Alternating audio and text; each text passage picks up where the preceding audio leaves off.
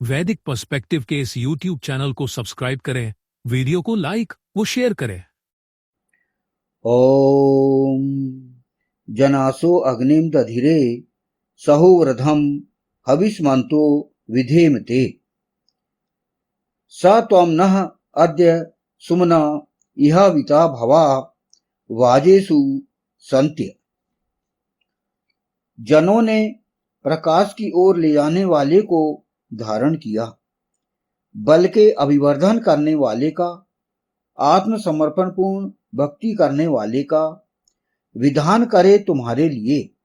वह तुम हमारे लिए आज सुंदर मनों वाले, यहाँ रक्षा करने वाले भली भांति हो धर्म युद्धों में हे सर्वप्रदाता। यह मंत्र ऋग्वेद के प्रथम मंडल के 36वें सूक्त का द्वितीय मंत्र है। अब अग्नि को धारण करे कहा गया है। व्यवहार में कैसे धारण करे व्यक्ति? प्रैक्टिकली जन सामान्य अग्नि को कैसे धारण करे, मतलब उसका अनुगमन कैसे करे, अग्नि का अनुगमन व्यक्ति कैसे करे। तो यहां पर हम उसके व्यवहारिक कुछ नीतियां को हम ज्ञात कर सकते हैं कि अग्नि को धारण करना व्यवहार में कैसे करें, माने प्रैक्टिकली हम अग्नि को धारण कैसे करें। तो पहला कारण है सत्य बोलना। हमारे जीवन में हम सत्य बोलें, प्रतिदिन अध्ययन करें और स्वाध्याय करें। स्वयं का अध्ययन, स्वाध्याय मतलब अपने स्वयं खुद चिंतन मंथन मनन करें, हम स्वाध्याय करके पढ़ के, और फिर अन्य शास्त्रों का अध्ययन करें। फिर अच्छे विचार रखें, हम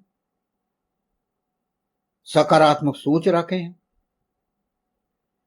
फिर चौथा, शरीर को मन को शुद्ध रखें, हमारे शरीर को शुद्ध रखें, मन को शुद्ध रखें। शरीर स्वच्छता अति आवश्यक, प्रतिदिन स्नान करें और फिर अपने मन को शुद्ध रखना ये अति आवश्यक है। मन शुद्ध बहुत ही जरूरी है। फिर सेवा और परोपकार करें, दूसरों की सेवा करें, परोपकार करें। फिर आलस को छोड़कर कर्म करें, हम अकर्मण्यत्व न अपनाएं बल्कि कर्मठता को स्वीकार करें और फिर आगे बढ़ें। फिर ईश्वर का स्मरण, सदा हम ईश्वर का स्मरण करें। तो यही अंतरात्मा की अग्नि को धारण करना है। हमारे अंतरात्मा की जो अग्नि है उसको धारण करना यही कहा गया है। अर्थात ईश्वर मनुष्य को केवल जीवित रहने के लिए नहीं बल्कि प्रकाशवान, जागरूक, शुद्ध और लोकहितकारी जीवन जीने के लिए प्रेरित करता है। तो ईश्वर यह चाहता है, ईश्वर की यही मंशा है, और इसीलिए यह मंत्र जो है प्रकाशित किया गया ईश्वर के द्वारा। क्या कहा गया है कि जनों ने प्रकाश की ओर ले जाने वाले को धारण किया, बल के अभिवर्धन करने वाले का, आत्मसमर्पण पूर्ण भक्ति करने वाले का। और मंत्रांश में क्या कह दिया है कि जनासो अग्निम दधिरे सहोव्रधम हविष्मन्तो, यह कहा गया है इस मंत्रांश में। तो आप इसको इस प्रकार समझने का प्रयास करें, मनन करें और चिंतन करें। अब इस द्वितीय मंत्र का अगला फुटनोट है, विधान करे तुम्हारे लिए।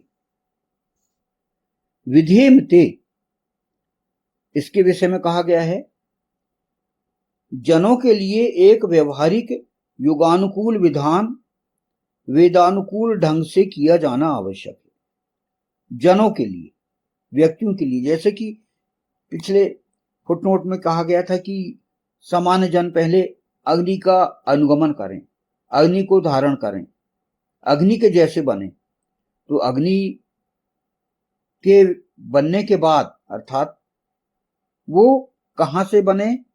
विधान, अर्थात उस ईश्वर का विधान वेद में है।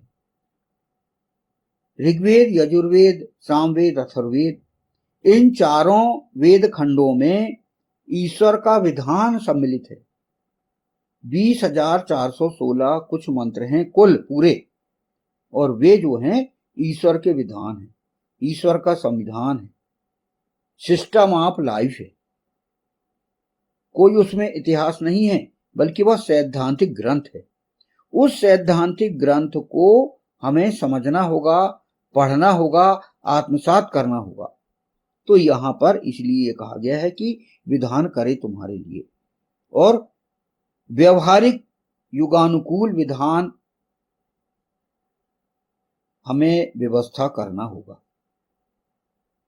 ताकि अधिकाधिक लोगों का हित हो सके और वे सुखमय सफल जीवन यापन कर सकें। इसलिए स्थायी नियम स्वयं ईश्वर, ईशान परमात्मा ने बना दिया है। यही जो अभी बात कही गई कि वेद जो है, जो कि ऋत कहे जाते हैं, ऋत तो ईश्वर ने बना दिए हैं।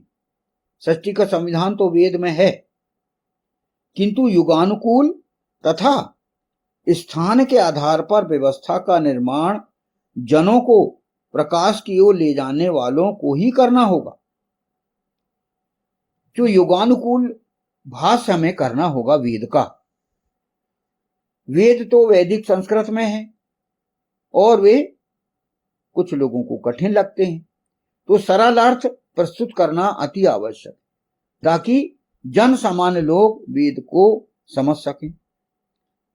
और उसकी व्यवस्था यही जो अग्नि है, अर्थात जो स्वयं प्रकाशित हैं, जो अग्नि का रूप लिए हुए हैं, जो प्रकाशित हैं, जो ज्ञानवान हैं, जो विद्वान हैं, उन्हें ही जन सामान्य के लिए युगानुकूल वेद भाष्य की व्यवस्था करना होगा, ताकि वे वेद को सरल ढंग से समझ सकें और अपने जीवन में आचरण में ले सकें और सफल जीवन जी सकें, क्योंकि जीवन व्यवस्था ही बताई गई। तो जैसे कि हर देश के अपने अपने संविधान होते हैं और उनकी भाषा वकील लोग समझाते हैं।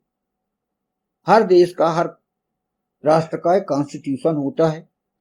जैसे भारत का भारतीय संविधान, अमेरिका का, इंग्लैंड का, फ्रांस का, इटली का, अन्य राष्ट्र, सभी राष्ट्रों के अपने अपने संविधान होते हैं, जो कि राजनीति शास्त्र के जो छात्र हैं वे अच्छे से ज्ञात कर सकते हैं। तो उन्हें तो हर देश के संविधान के बारे में जानकारी ज्ञात करना होता है और उनकी व्यवस्था, दंड विधान संहिता, धाराएं, ये सभी उन्हें ज्ञात करना होता है। और हमें भी, क्योंकि हम जिस देश के भी नागरिक हैं, प्रत्येक नागरिक को कानून की जानकारी तो होना अति आवश्यक होता है, ताकि वे नियम ज्ञात कर सकें और उसके आधार पर जीवन जी सकें। उसी प्रकार इस सृष्टि का भी संविधान है, वेद, उसको भी जानना हमें आवश्यक है। और ये पूरी सृष्टि के लिए, पूरी निहारिका, निहारिकांतर, पूरी गैलेक्सी के लिए।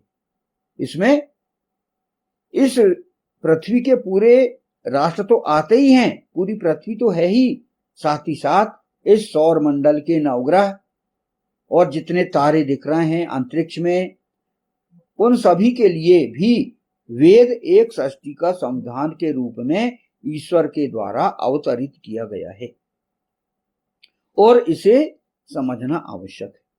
जब तक हम इस वेद को न समझें, हम हमारे जीवन को सुचारू रूप से नहीं चला पाएंगे।